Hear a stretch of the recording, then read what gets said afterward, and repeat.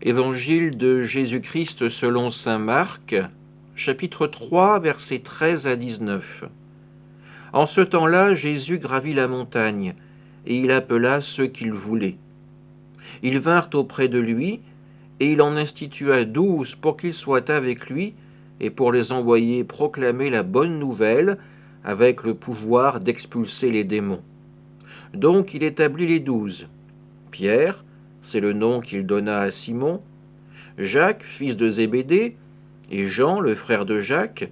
Il leur donna le nom de Boanerges, c'est-à-dire fils du tonnerre.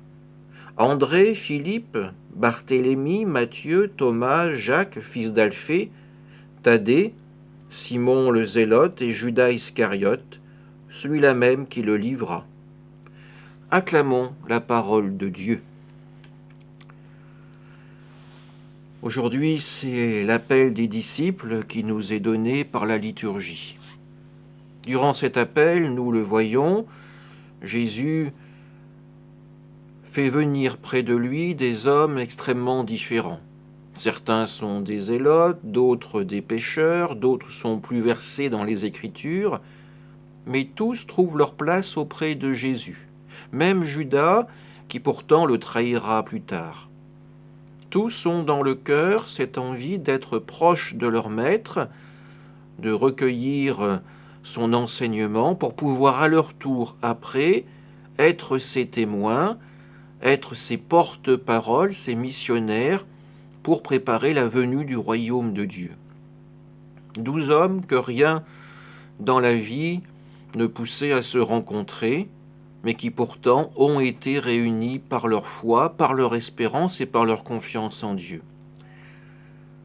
Le spectacle que nous offrent les 12, c'est un petit peu nos églises en version réduite. Quand nous allons assister à la messe ou à un autre office, nous nous retrouvons au milieu d'une assemblée que nous connaissons assez peu, il faut l'avouer. Connaissons-nous le nom de ceux qui sont autour de nous dans l'église, sur les bancs à proximité? Et pourtant, malgré cette différence, chacun a son histoire, son statut social, eh bien tous nous sommes réunis au même endroit, au même moment, par notre espérance, par notre foi, par notre amour pour le Christ.